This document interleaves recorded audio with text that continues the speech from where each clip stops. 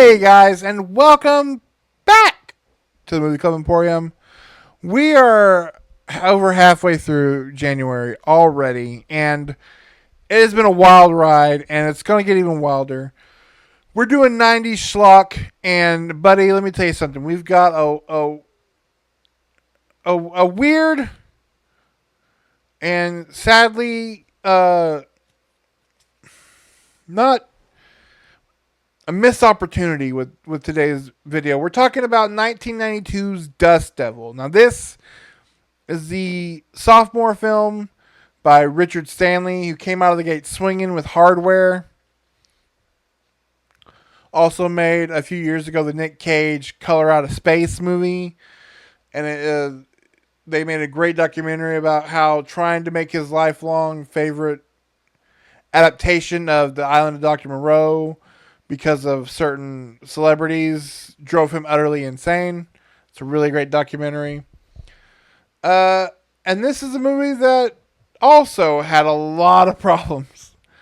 Unfortunately, it makes it weird to talk about because, so there is, I guess, two cuts of this movie.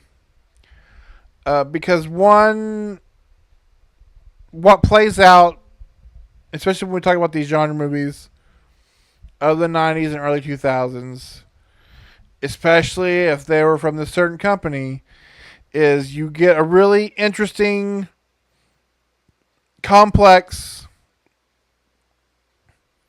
maybe not easy to comprehend genre picture. And they go, that won't do. Cut it down and just tape it together and throw it out there. And that's kind of what happened. Because there's like the original cut of this movie is almost like 2.5 hours. It's like 87 minutes with the theatrical cut. Miramax absolutely ruined this movie. Ruined it and then tried to like make it make sense, and it's not a good cut. The only problem is, so the director's cut, which came out a few years ago, probably like closer to 10 or 15 years ago, is available on like an out of print, really expensive DVD. So I got this digitally off of Amazon, which, if you go to Amazon and you search up Dust Devil, it's the cover of that DVD. And so I was like, well, great, this will work. Unfortunately, it is the theatrical cut that you're getting. And so this is going to be a short review because I feel like I really should see the director's cut. As it is, this movie is a mess. So yeah, this movie is 86 minutes, down from 2 hours plus. This movie also cuts out all the supernatural elements and references to the Dust Devil, aside from something we'll talk about in a minute, until the end where he starts changing. And so that comes out of nowhere. What you're left with is this kind of where he ends up just kind of being a serial killer in like the deserts of Africa, as opposed to like this demon who is like death incarnate, but needs to kill. But it's Robert John Burke, who most people will know probably from like all his years on SVU, but to me he'll always be a Theaner. And Chelsea Field, who's in a really underrated Australian horror movie called The Ugly, which is nearly impossible to find. Try to find that movie now, but it's a really good movie. So yeah, they cut this movie to ribbons, and then to make it try to make sense, there's this super like clunky and repetitive voiceover that just tells you that how like the Dust Devil works. But again, all the stuff that shows the Dust Devil being a supernatural being is kind of cut from the film. until he like toward the end where he starts turning into a monster, which comes out of nowhere because we cut out the other parts of it. You also have the actor who was the villain in The Serpent and the Rainbow, who's kind of like this cop chasing the Dust Devil. He's kind of like your Van Helsing until he's not. And then we have the actress and her husband, who's kind of a dick at the first of the movie. And then he comes looking for her, so you think maybe he's going to, like, kind of, not necessarily to save the day, but, like, get a redemption arc. But no, she just, like, leaves them, at the end of this movie, she just leaves him handcuffed to, like, a vehicle in the desert. And it basically references that the whole thing is for naught. So kind of imagine Demon Knight, where it ends like it ends, or you finally, Jada Pinkett kills Billy Zane's demon, but then because she killed him, she then is now possessed by him for no reason. Although this movie gives you one of the top 5 like head explosions in cinema. It's fantastic. So you're probably by this point asking yourself, Jason, why you can't even enjoy the movie because you need to find a better cut of it.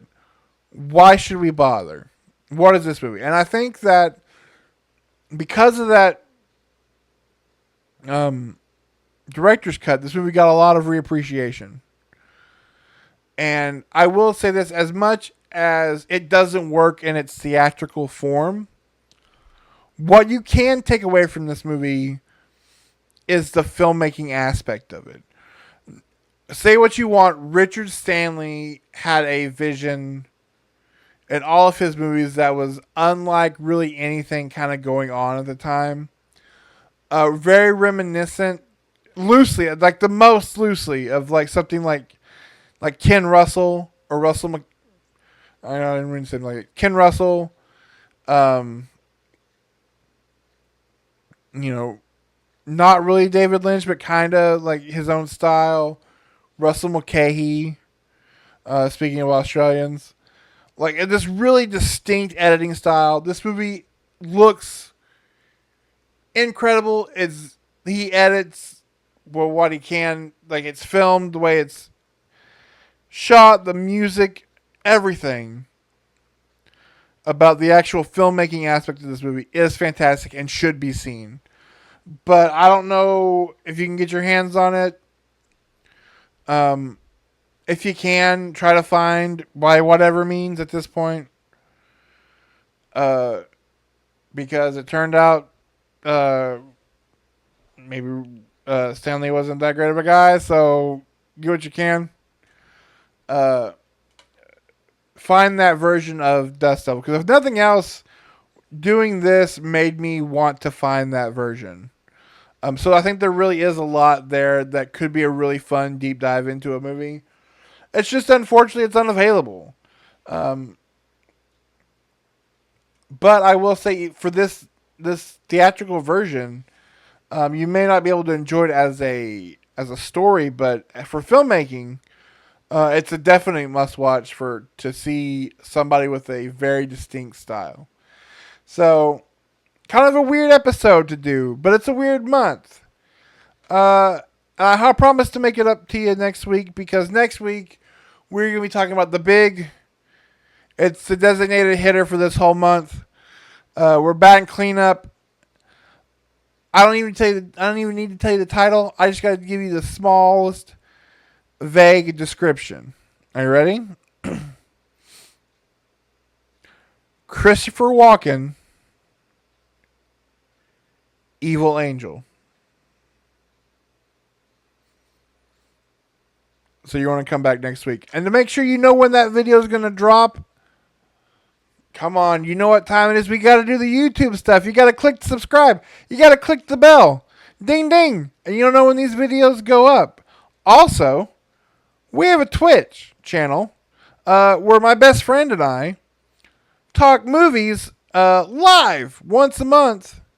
This month, not this month, we're doing in honor of the new year. Yeah, this month we're doing in honor of the new year and New Year's resolutions. We're talking about 3 wild and weird